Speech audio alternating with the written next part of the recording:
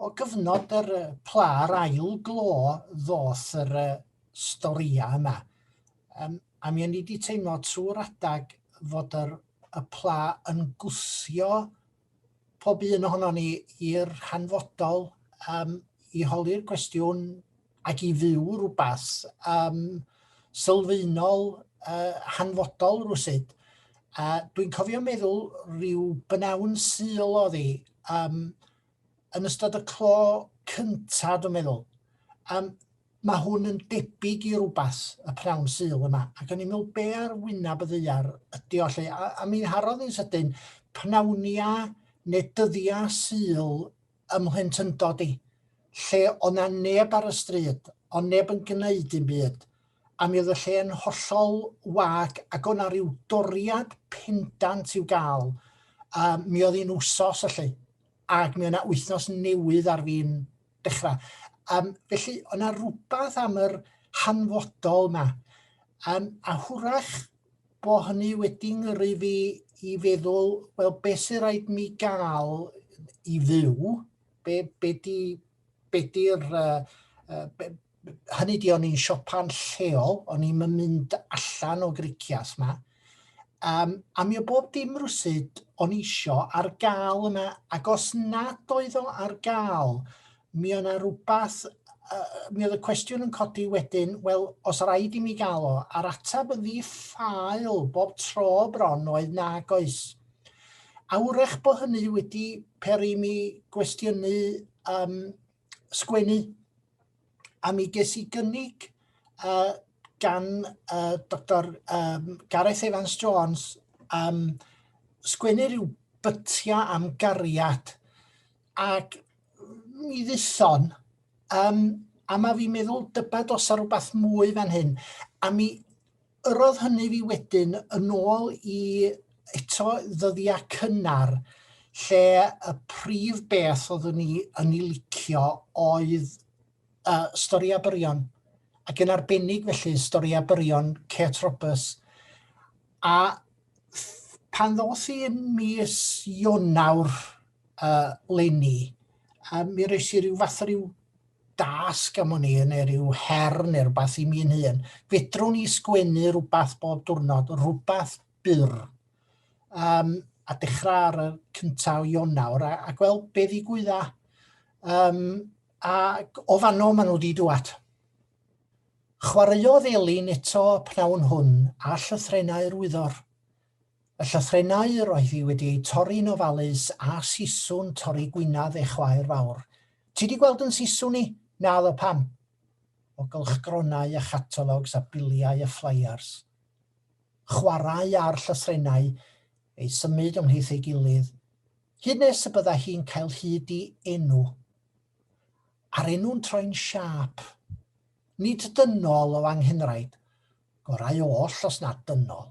A'r siap yn ymrithion gymeriad ffeind, cryf, byddai yn ei hamddiffyn doed a ddelo. Roedd y llythrennau ers misoedd wedi bod yn llawn dop o enwau gwarcheidiol. Nid oedd yr un ohonyn nhw wedi ei siomi na'i gadael i lawr. Eon agas dana bw oedd yr enw a ddarganfu heddiw. Teimlodd ei bawen yn ei llaw hi.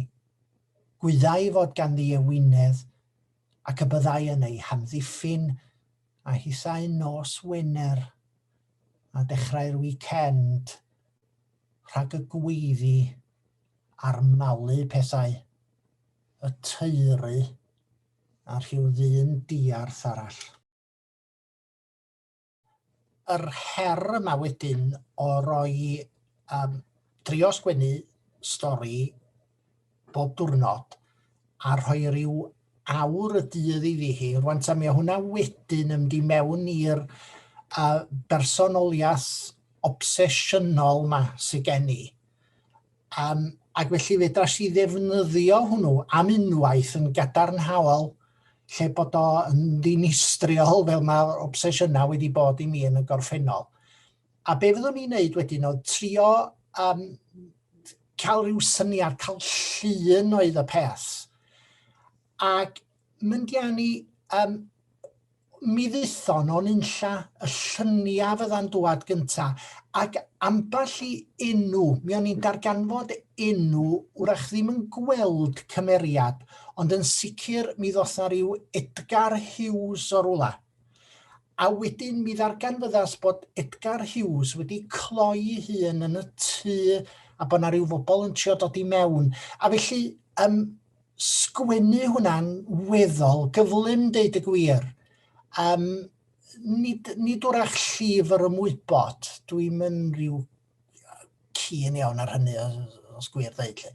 Ond mi oedd yna batrwm, mi oedd yna ryw stori a mi oedd hi'n digwydd ac yn gorffan. Ac felly ymlaen wedyn, a mi ddarganfyddas wedyn bod yr enwa wrach yn mynd yn fwy anghyffredin o Edgar Hughes, mi ddoth na ryw Eddie Bergman o rwla. Dyw a wyr pwy oedd yr Eddie Bergman yma, ond mi ddigwyddodd mewn stori.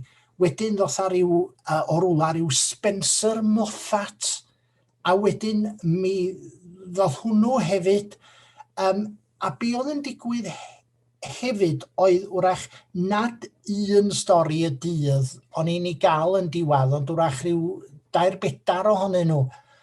Rhai ohonyn nhw wrach ryw 2-2 brawddeg falla. Wedyn, be oedd yn digwydd wedyn, fyddwn ni wrach yn y nos fydda na rhywbeth yna ni grynswth, a wedyn o'n i'n codi a sgwennu'r stori yma, rai mwyaf wrach hyrtloerig ohonyn nhw falla yn digwydd yn rhamdar nos. Ac mi o hyn yn mynd ymlaen ac ymlaen, ac mi barodd tan tua canol mis Chwefror.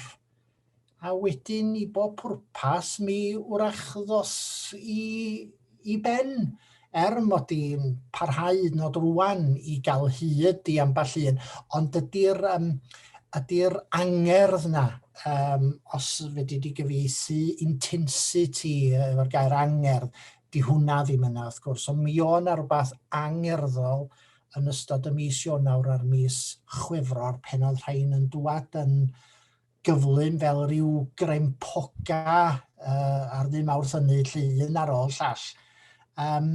A rhai o'n nhw felys, a rhai o'n nhw ddigon chwerw, a rhai o'n nhw hefyd yn dal rhyw bryder, dwi'n meddwl. Ar y silff, dwi rhwng i ddilo fo o'r diwedd. Mi ddeithim mewn cwd papur. Ydych chi isio cwd papur amdano fo? Glywais ddynes y siop lyfrau'n holi. A mi gollyngodd fi o'r cwd papur a'n rhoi ar y silff yn fama. Yma bym. Rhwng 2 arall ddaeth mewn bag. 1 cwd papur rhwng 2 hen fag. Hwyrach mod i'n rhynobl iddo fo. Mae o i weld yn licio pethau teneuach, meiniach, ysgafnach. Darllan yma hwn yn tai fflyrtian hefo geiriau. Ond dwi rhwng i ddilo fo o'r diwedd. Ond cheith o mon rhieni fel clawr papur. Dwi'n glawr calad, dwi'n argraffiad cyntaf. O gwon mosod arnai fel tawn i'n paperback. Plyga fi drosodd. Mae o newydd dynnu'n siaced lwch i. Dwi wrth y modd pan mae fawd o'n wytho ymylon y pages. O, gnau'n meingefn i gracio. Mae'n hydalennau ar led. Bydd rhaid iddo fo ddarllan y paragraff cyntaf 4 gwaith. Be mae o'n feddwl ydw i rhywun sy'n ildio ar y tro cyntaf? Dwi eisiau bod yn goman. Ond mae fy mrawddegau cwmpasog i yn y cae i hynny ddigwydd. Weithiau dwi'n meddwl y byddwn ni wedi licio cael y profiad o fod yn ail law. Yr holl fela yna. Yr enwau a dawyd ar ôl. O, mae wedi dwad ar draws gair newydd. Wytiwch iddo fo gael ei dafod rownd hwn. O, diargychoedd eto. Diargychoedd unwaith eto, please. Diargychoedd, o, man bach. Ond dwi ar y silff yn ôl. dwi'n ormod iddo fo.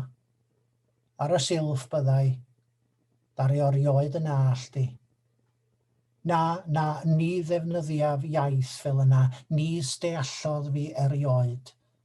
My fi a ddaeth mewn cwd papur.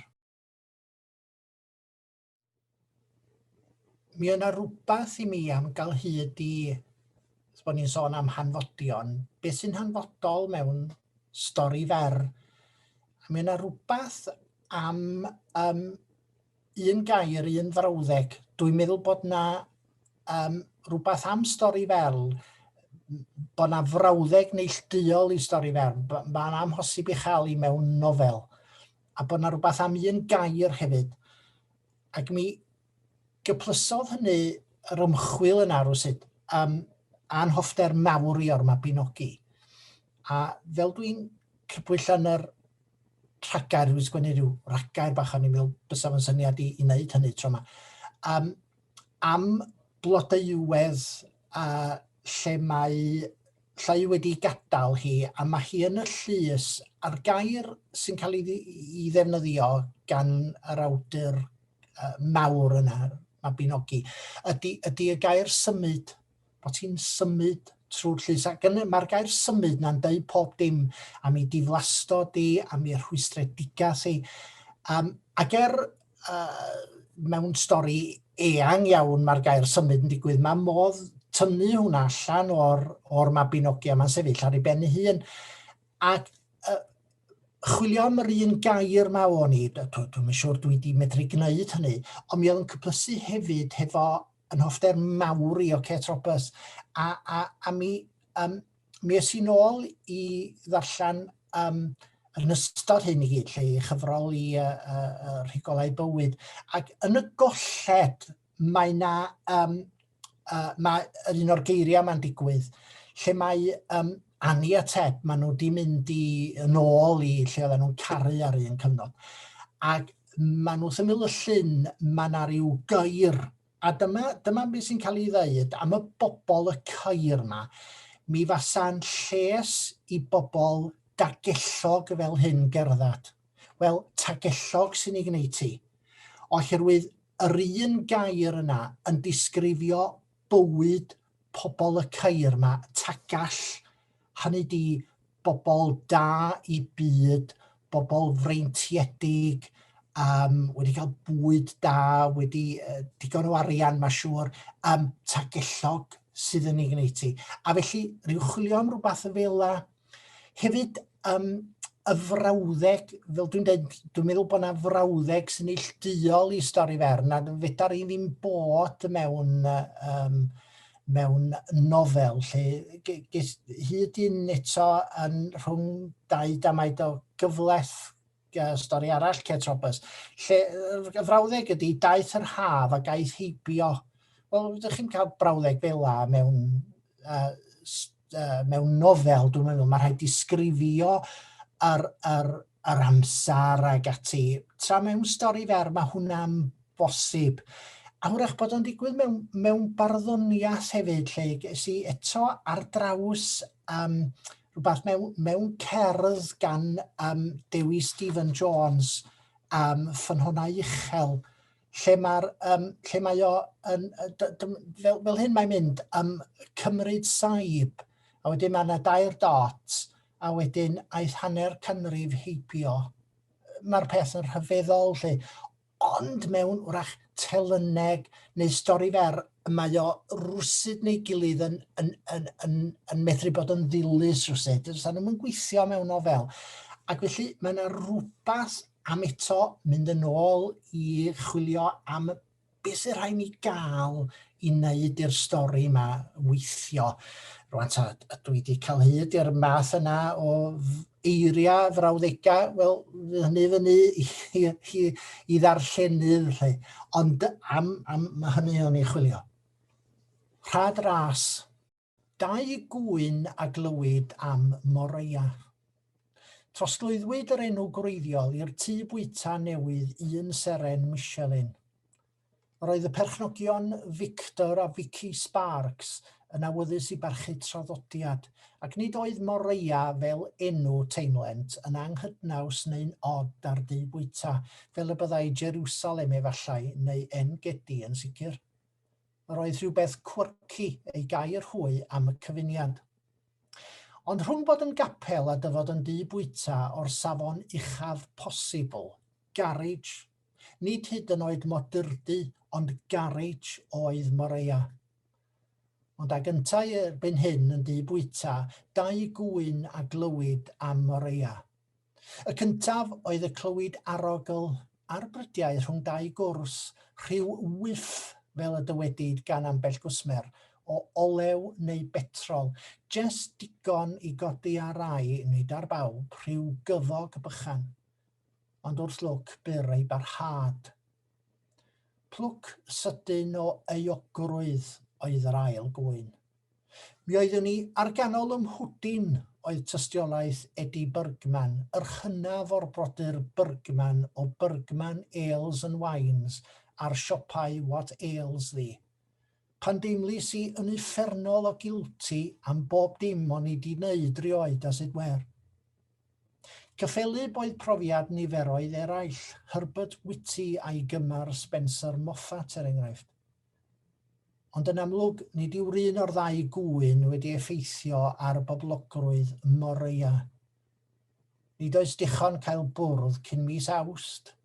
Mae hynny'n 4 mis i ffwrdd, a chofia'r rhaid archebu y cymwch lleol bellach all Brexit, 4 awr ar 20 rhag blaen. Y baedd dridiau. Eto pen o'n ni yn y broses o sgwennu'r rhain, mi o'n i'n llwyr ymwybodol o'r lleol, o lle o'n i lle. Mae gen i wedi bod ers blynyddoedd rhyw dref ychmygol, rhaid ni galw hi'n Mlaenau Seiont, rhyw lun ar gyfuniad o Gaernarfon ym Mhlyntyndod i eto, a hwyrach Blaena Ffestiniog cartran rhieni, rhyw gyfuniad od fel ydy'r Mlaenau Seiont, mawn ni. Ond o hynny wedyn yn rhoi y lleol i mi, oedd yn rhoi pafin i mi, arbennig, gwni amdano fo, tŷ arbennig, siop arbennig.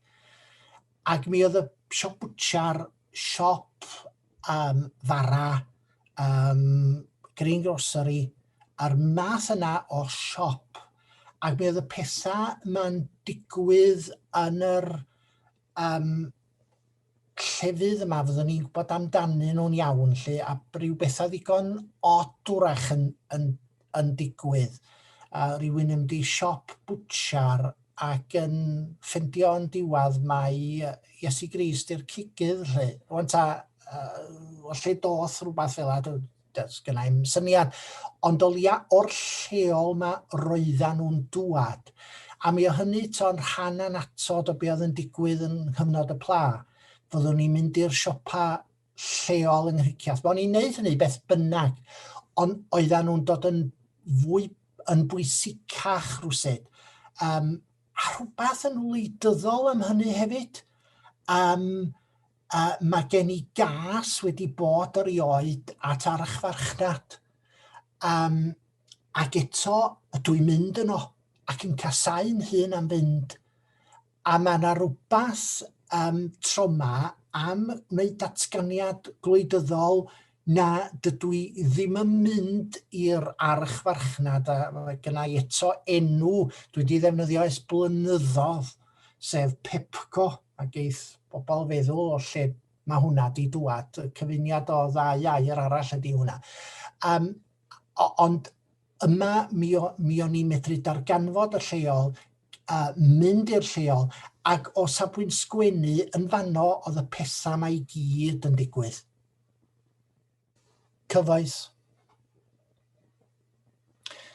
O fewn ychydig fe fydd hi'n wyl y Pasg, a chyfle i mi nai eto gofio Uncle Osborne ac Aunty Elwyn Harry a ddeiau, tro cyntaf i mi weld 2 ddyn yn dal dwylo, ar ei hymweliad blynyddol at un ni. Cofiwch chi fyddai'n had yn ei ddeud wrth i fi am rawd, edrych ar eich cyslwng. Edwch chi wneud eich gwnebau edrych yn llwyd, triwch bendith y tad i chi, mae'r osbor na werth i filodd. O, ti'n un drwg, fyddai mam yn ei ddeud ar ei ôl o, ond mi rwyt ti'n iawn, mae o werth i filoedd, a fydda fo'n teimlo'r un gollad tasa fo'n tywall chydig bunnoedd i ddilo'r plant ma. Mam wedyn yn ein dilladu ni am y diwrnod yr ymweliad mawr, mewn hen dillad un seis rhy fach i ni. Hisa'n had yn cario dodrefn o rŵm ffrant i'w lloff nhw eu hunain mwyn gwneud i'r tŷ edrych yn foel a di-groeso. Codi carped hyd yr olcloth i danlinellu'r peth.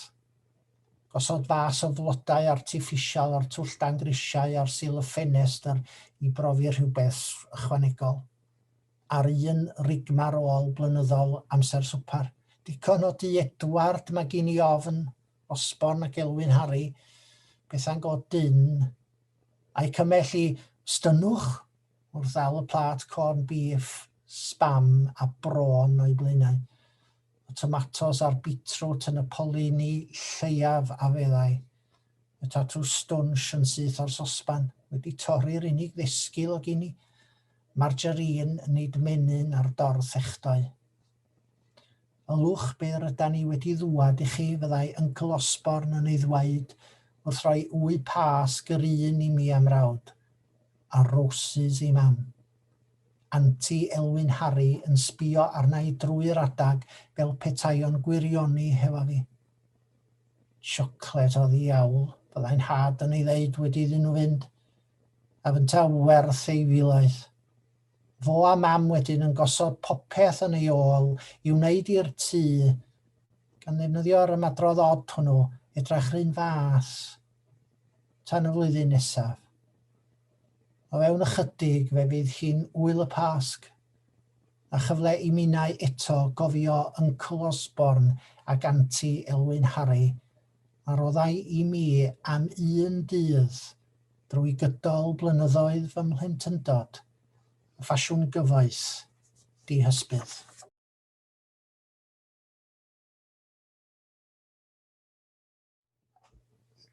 Dwi'n deud amdanyn nhw mae un darlun sydd yma, ond mewn darnau.